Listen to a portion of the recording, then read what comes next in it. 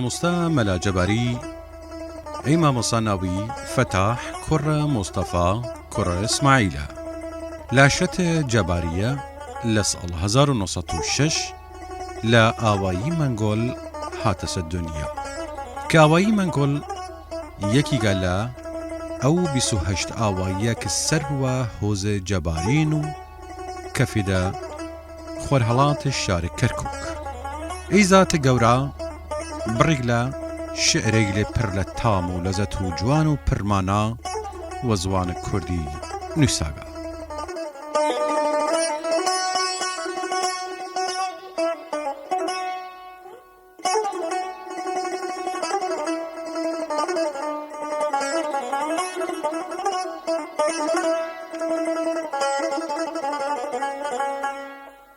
مەلا سەید عەبدولفەتاح ناسریاگ و مەلای جەباری ئەو شاعرە سروشت ناسگ و قسە خۆش و ڕەنگینەسە کە لەو سەردەمە بیوە و کوڕەرزای سەید ئیسماعیلە گەورە بیوە دیمەنە جوانە ئاوایی نەورۆز لە شعرەیلی کەیگە تەوەرە باسەگەی و مەینەت و دەردەسەری و جەفا و جەور و داماغی خەڵکن ناوچەگە ئاگری کوێی توور و ئاگر تاریخی نەورۆز ستەملەلی کریاگ مەنسوور حەلاج و مەینەتیەی لە ناوچەگە تێکەڵ کردگە لە شێر و باس لە بەکەیگ و کە گوایە یادە ئاگر نەورۆز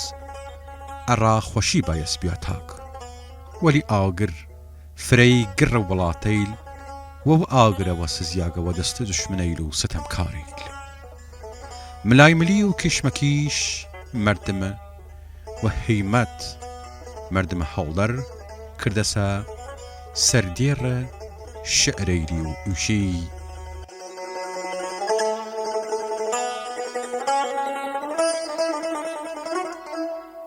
درەختان سەوزن شنۆی شەتاوەن نەورۆزن سۆزن هەوای پایکاوەن نەورۆزن سۆزن هەوای پایکاوەن مەرجلیوەی جەماڵ دڵان فریوەن لە گشت یاری تەجەلای نورن فتنەی گیرودار قەتڵە مەنسوورن بۆ تا بگرەوی خسرەوی بەزمێ چەنی هەستیان بکەرێن ڕەزمێ بەزمێ چۆن مەجلس بەهمەن وە کام بوو جاو حەدیث جەم جاو بەحث جام بوو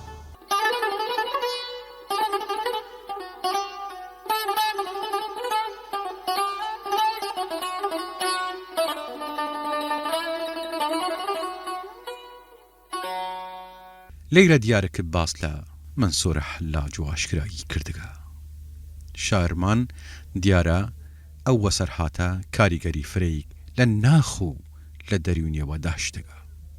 مەلا سەید عەبدولفەتاح کە ناسریاس و مەلا جەباری لەی پارچەی شێرە لەی پارچەی هەڵبەسە و گەرمەی باس لە دیمەن ئاوایی نەورۆز کردگە و تایبەت لە وەرز وەهار کە هەردووک دیمە کنارە ئاو باسەڕە گژوگیای سەوزی و ژیرەی شیوەی فەرچ سەوز بێسە ڕاخەر و زەی پوشیە و شنەی پای دەمە و شەوەکیان سفتەی سوو وەل شنەی لەنجەی ئیواران و پەلگە گوڵ وازی کەیک و شەپۆل شێوە نقرەیی ئەو ئاوە کە خوڕەکەیک غەرغەڕەی سازێک لەلی دروستکەیک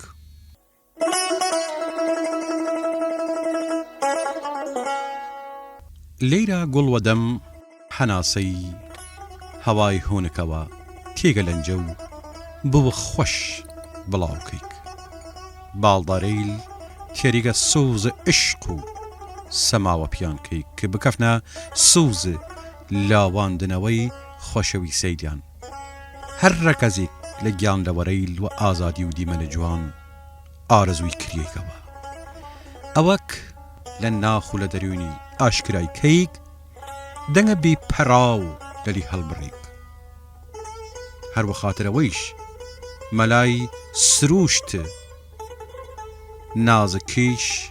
دەڵە گوڵسینیک و باڵای گوڵ و جوانی گوڵ و نرخ و قیمەت و هار و سرشت دەڵە خۆی تێریگە جوش و شیک چریکەی چەکاوس چون حەنجەرەی ئەود مەردەنگ چلچەنگەی پەنجەی بەهرە بود ئازار دەریون فرەجەر نەخ ئازار تێریگە لەرزە ماڵ وەجێهیری ڕووکەیگە چۆڵەوانی ڕابەک دڵی ئارام بوو لە دەشت و دەر لە پای دەشت و لە پاڵ و داوانە کوێیل چۆڵگریگەوەر و هەروە و خاتریشە و دەنگە پڕ لە سۆزیگەوەیشی هەر ساڵت نەکاوێ هەر ساڵت نەهەردێ هەتاو مەکەڕۆم مەرحەبام دەردێ دەردەباونە دەرد زامانم کاری لەلام جەم بەستن کەی تەشریف باری لێرە مانایی ئەوەسە کە دەرد و نەهامەتی فەرەیگ ڕوولەلی کردگە هەر ساتی ها لە مشکلێک ها لە کیشە و گرفتیک کە گشت خوسەیک لەلای جێمە و بیە و چەوەڕی ئەوەکەی کە وەی ساڵێک لەلای تەشریفە ڕایباری تاگەر بتوێنی و حکمە ئەو لاڵکیان و ئەو دوو ئاو نزا بتوێنی قورتاری بوو لەو ئەگەمە و کیشە و گرفتە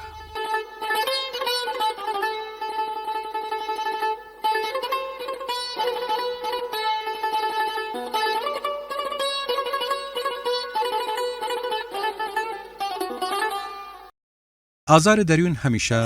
مەلا ئازارداگە ساتەیری کوێن کژە نەفتەسەی تێگەوە یادی ستەمکارەی وەکیەک تێگە وەرچەوی جارێک لەیرا بەهمەن کەیگە شێوەی فڵامەرز کورە ڕۆستەم کەوە ناحەق خوشتگە و نمونەی هەڵبەسەگەی خواجە حافظ شیرازی تێریگەوە یاد کە لە تیوشی ئەژدیها لە هوون بەهمەنە دریر بەهمەن لە هوونە فڵاومەرز شیر جارێک باسی منسوور حەلاج تێریگەوە و وەل ئازارەی لە حەزرەت موسا بەراوردی کەیک و دەست فرعەونەوە کە خودای گەورە تەجەلا کەیگ و کوێی توور ئاگرگریک وەلی ئەو ستەمە لە منسوور حەلاج کریا لە مێژوو کەمووی نەبوو تەنیا لەوەر ئەوە کە ڕاستی وتگە زوانە ڕاستی خستە سەکار هەر لەوەر ئەوە کە دەست و کافیان بڕیە هەروە خاتر ئەوە کە دەست و مەچەکی بڕینە ئەوەنە خوێن لەلی چۆڕیاگە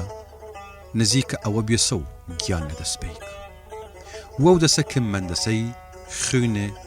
لەشی کل لە وەردەمی گۆڵبەساگە جەلادەکان و دیاریەوە وسیانە خەلیفە متەوەکل ئامادەی ئەو بوو بە قەیزەوە نەکەیک و منسوور حەلاج دەست لە خوێنی هەڵکیشیگ و دەیک لە دەم و چەوی ئەویش فرەتی ڕەبوو وشی دین و چەو خەدان کە چوین ئەو کافرە مولحدە وەسەر ئەو هەمگە کفرەکە کردەسەی خوێنە خۆی وەو پیسیە دەیک لە دەم و چەوی بەڵی دیارە شاعرمان لەیرا فرە ئیحساسی هاتە سەکار و فرەوە ئەو دیمەنە ناڕەحەت بووە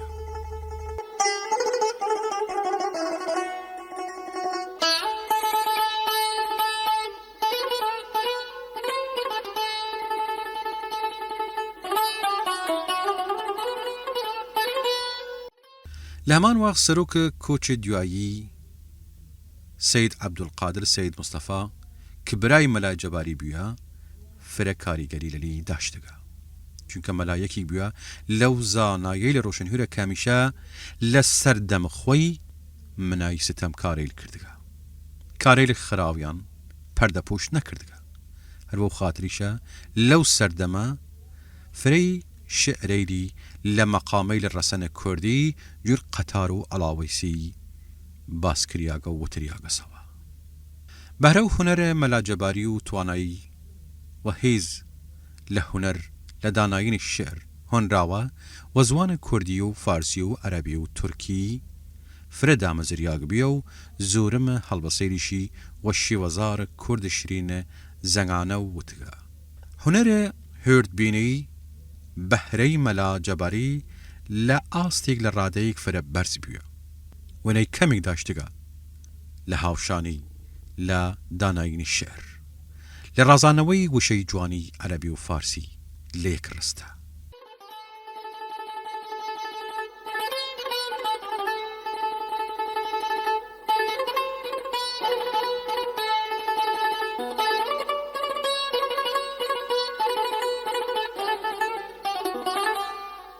لميجوب كوتشا آخرين رحمتي سيد عبد القادر سيد مصطفى سيد إسماعيل قورك الناصرياز وملا جباري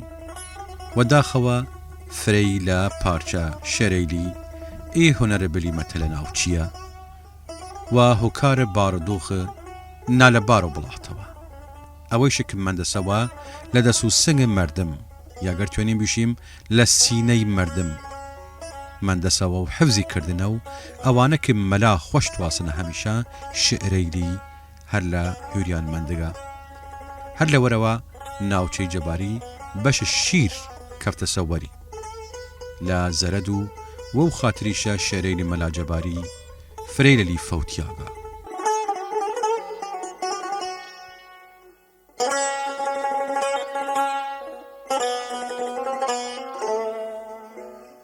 ملا جباري لا يكيق للشعريني باس لبكي قوشي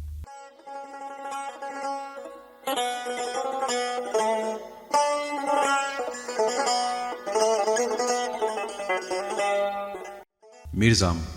يوادي نوهارانا سرتاي تلميذ خاطر دارانا فصل وصل دوز سير هردانا لري لرزاني زنخ زردانا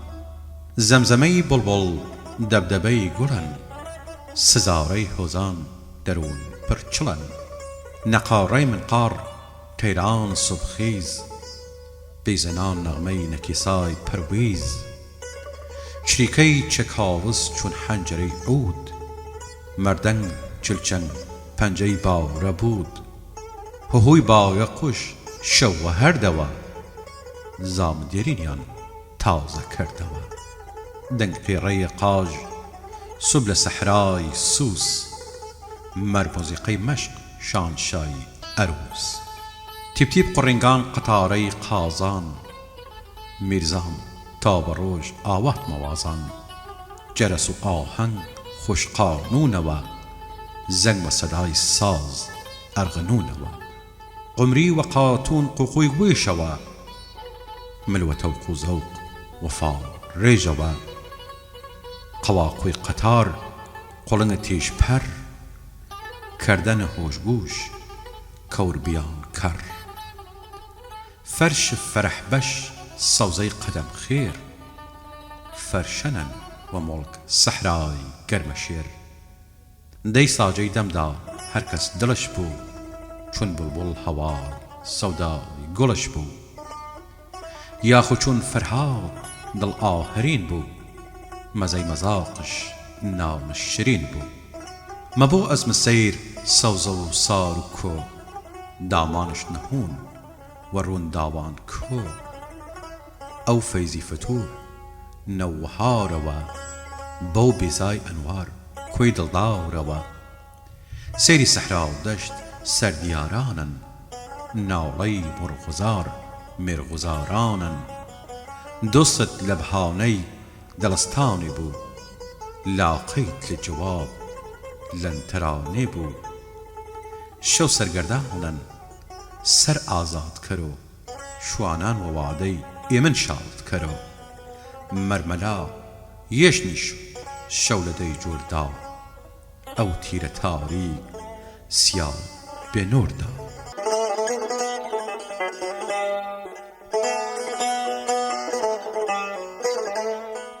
ملا جباري هر او مندگه كبيشي من او آدمي زاد گورا لسال 1976 مالاوایی لا جیهان کردو و را همیشه سرونا هزار سلام لگیان پاک ملای جباری و گشا اریلو روشن هوریلمان